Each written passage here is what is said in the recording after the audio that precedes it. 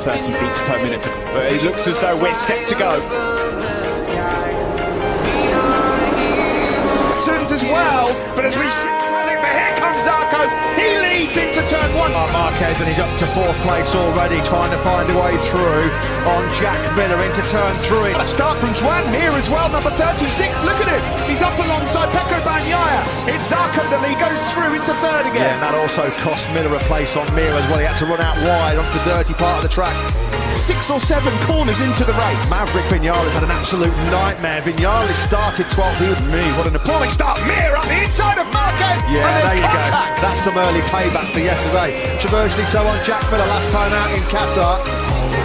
Rins thought about the move there. Up the inside. He from Juan Mir, got himself up brilliant. He's already recovered 6 places on this opening lap. Good start as well. Start for the motoGP Yamaha. So Quartararo on pole. He's going to come over the line 5th or 6th. And Vinales has only got sassy drop 5 places. That was tight. Pecco Bagnaia trying to recover up some ground on the brakes in the first corner. He touches the rear wheel there of Juan Mir. Yeah. Just about stays on. That's worked out well for Quartararo. It really gone through. Quartararo himself had a big moment coming out of turn 4. There is Mark there, and he's dropped back behind and front wheel on rear wheel. Sometimes that can go horribly wrong. Yeah, Marquez could easily have gone down there, couldn't he? In 2021, isn't it? After their battle in Q1 yesterday, they've had a couple of contacts already today in this Grand Prix. We're not even. And Taka Nakagami. What on earth happened to Maverick Vinales on that 4th row? He's lost 4 seconds on that opening lap. Towards Zarco, he said he wanted to lead. Oh, there's a move there from Aleix Espargaro, I think on Marc Marquez. Has that one for its place at the front though.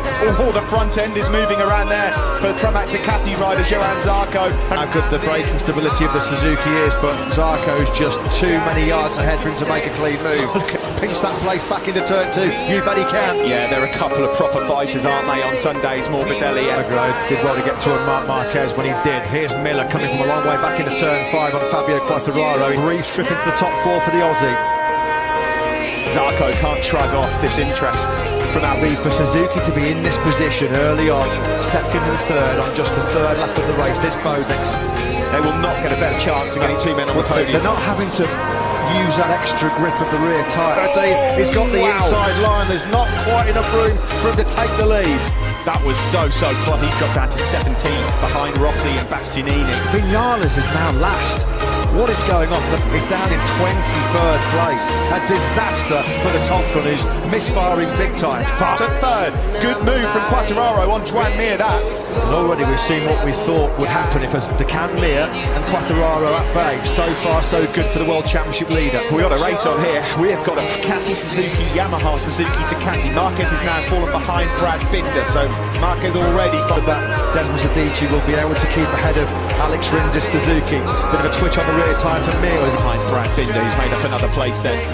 Mir thought about a move back on Quartararo, but for now, crowd hero Miguel Oliveira at the moment, he's down in 12th place at this stage. Oh, here he goes. Rins tried that on the last lap. Rins is going to have the corner speed around turn 15, but Zarco's got the speed on the straight. Sector 4 is where the Suzuki, and you can see Rins there already able to pull out of 2 or 3 bike lengths, but he might get swallowed up now. Buys up the straight and that 1 kilometre straight in Losail, but there was nothing that Rins could do. Miller getting a bit erratic. Miguel Oliveira, he's made a mistake again. He just set the fastest lap of the race and he must have gone 4 bike lengths on Zarco coming through turn 15, and then they crested up the hill.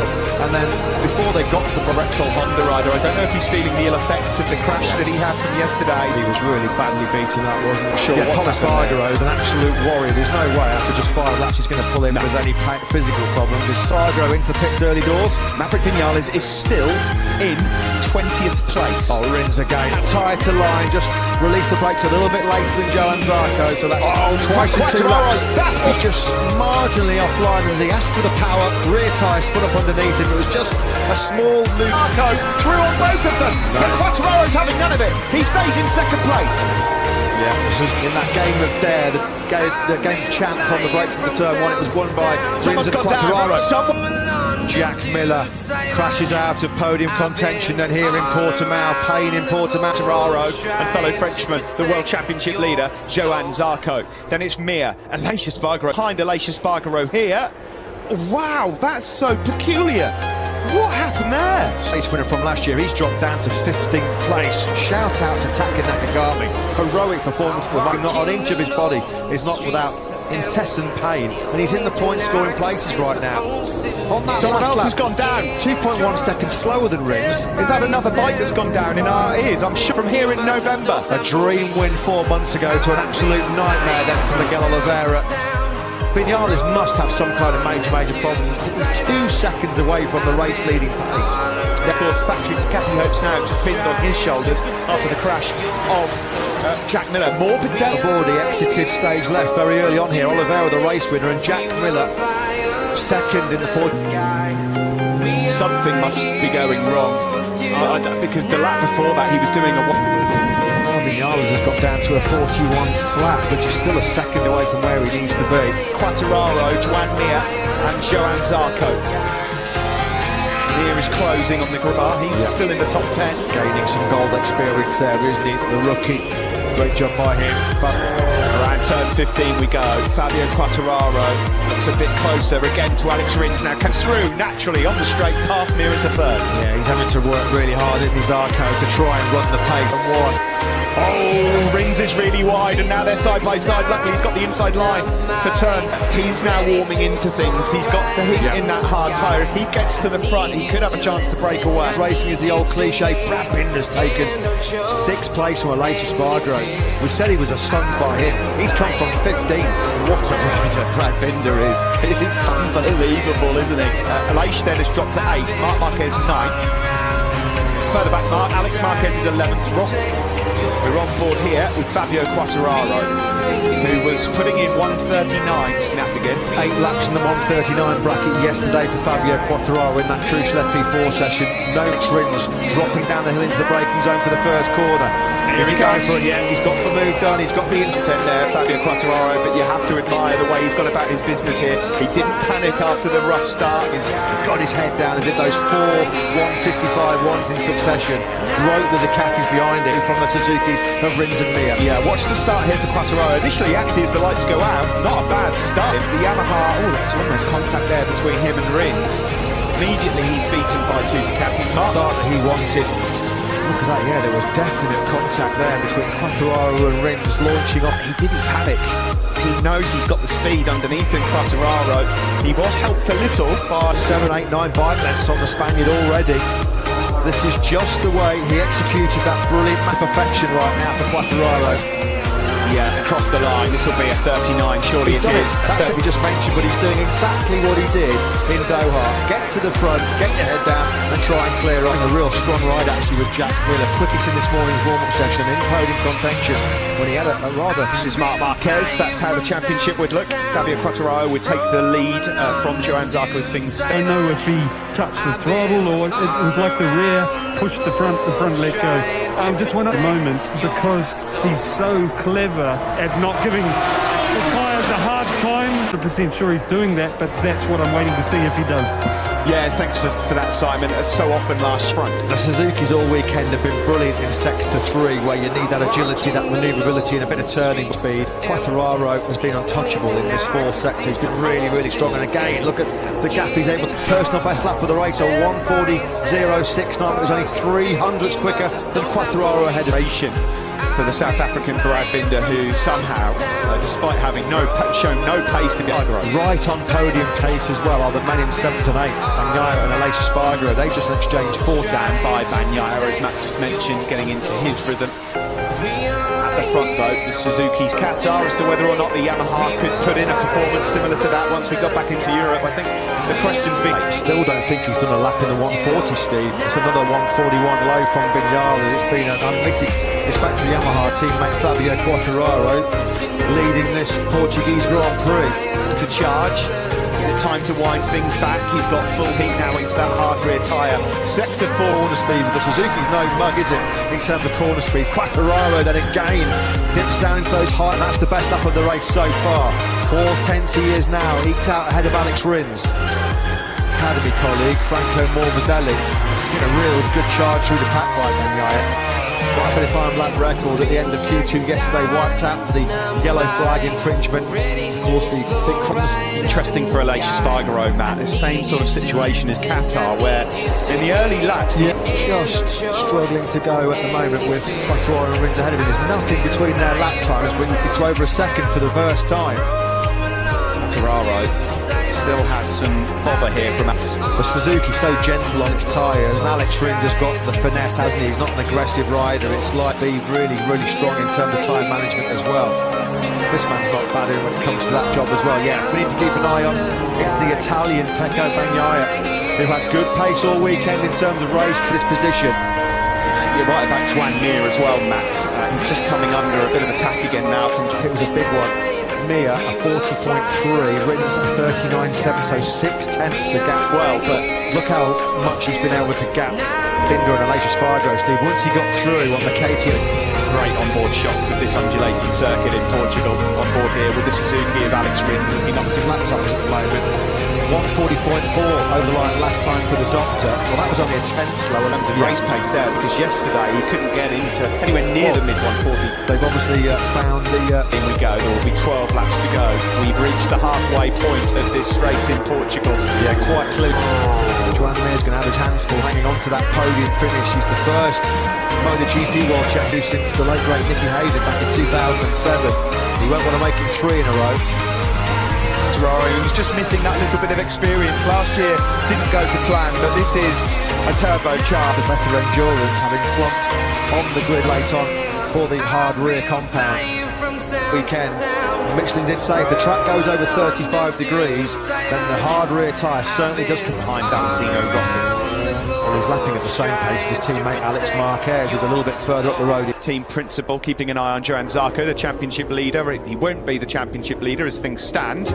Credit to Zarco, he got himself into the high 139 on that last lap himself. 39.8 on the start-finish rate. You bet he can. There's your answer. There's a fairly emphatic one, isn't it? Quattraro and Rins yet 9.654 for Quattraro, immediately bettered with a 39.598 from Rins. And to work so hard in the twisty sections of Portimao just to try and keep that position. And Zarco lifts on by like Mir standing still. Alex Rins is keeping the pressure on Fabio Quattraro. All he can do, try and force the Frenchman into some kind of an error at the moment. It's been picture perfect for Fabio himself in prime positions from the word go. But it is far too late for him to have any impact on this Grand Prix. Someone's gone down. There's been another crash, hasn't there? It is. Valentino Rossi has crashed. What a shame for him, because he just hit some decent pace. At the start of this Grand Prix, we had 3 sets of brothers involved, Marini and Rossi. In the battle, that's the Marquez brothers, but at the moment the 9th and 10th. Bagnaia closes on his recent record, Steve. Now that's just 12 points scored in his last 9 races. I think he'll be pleased to get out of here. Jerez is a circuit he adores, and let's hope that he Binder in 7th. Aleix Espargaro behind him. Marc Marquez, to his credit, at this stage of the race in 40s, not bad at all. Yeah, Franco Morbidelli's getting a hurry up as well. That's when he's going to catch out the Doctor. Tips it in. That went incredibly early, didn't it? Track limits warning for Franco Morbidelli. So he's got to be pretty careful. Maverick Vinales really in the point scoring places right now, but 14th is not going to cut it if you want to win a world title in motoGP. And through he goes. Bagnaia up into 5th place now. Luxury position is to make your passes on the brakes going into corners, which puts you in that really precarious zone when there's to get over that crest and attack. It's just like you said, free time. You don't really have to put in much effort. As long as you get Quattraro from Alex Rins. Zarco in a bit of a lonely third now. He's got some cracking pace right now. Distance of the world champion, 39.7 on that last circuit for Johann Zarco. 10th of Marquez has just crossed the line to the 40 flat, which when you consider his physical condition and the length of time he's been out, 18 long days since Marquez actually saw a checkered flag in the MotoGP World Championship when he was victorious and accomplished. He'll want to get a real good test on where he's at with that recovering right arm over the full race distance. For months and months and months, people have been wondering how he'd come back. Look at these times from the two guys. 39.471 from Alex Rins. Almost identical times. Rins is, at the moment, those cracks not appearing at all. Rock solid, isn't he, Quattraro? Every time Rins looks like he's going to exert that pressure to try and show Quartararo a front wheel. There was 1/1000th of a second between the pair of them. It's been Qatar 2 weeks ago. He's going up in increments of 2 at the moment because he's not buckling under the pressure. Yeah, and he's been asked some massive questions here at the weekend. The Yamaha M1 just gets that rear tyre hooked up and he can carry lots of corner speed, which is the way he's able to pull those 5 or 6 bike lengths on Alex Rins, which just makes sure that Rins can't get close enough. Rins. If Alex Rins finishes in this race second tonight, Steve, he will be able to get on the day. You're just beaten by the marginally better man at the moment. Fabio Quartararo is in that position. That's because Bagnaia, someone's gone down. Bagnaia goes up a place. Who's crashed out? Who's crashed out? He makes blunders at the worst possible time. Well, we said it was him that was putting pressure on Fabio Quartararo, on Alex Rins. And it's Rins who's caved into that pressure. It's such an awkward corner to get right. That mistake. He's done everything, and he can't find a way through, even to show Quartararo his front wheel. Cashing minds back to Austria last year, he just slipped up the inside of Andrea Dovizioso and crashed out immediately. And what very comfortable Sunday afternoon stroll in the sunshine to back-to-back wins here in Portugal. Yeah, no surprise to see that. He moved past Mir, he's now hunting down Zarco, and he's got much better pace as Pekka Bagnaia. This has been a fine rock, could have been done from pole position. He's definitely going to be contemplating what might have been, isn't he? In terms of the championship lead, it might get a little bit worse for him as well, because he's going to have his hands full trying to keep Bagnaia at bay, and he can't do it. Bagnaia clean as a whistle, and Bagnaia now up into second place. That does change the championship picture slightly.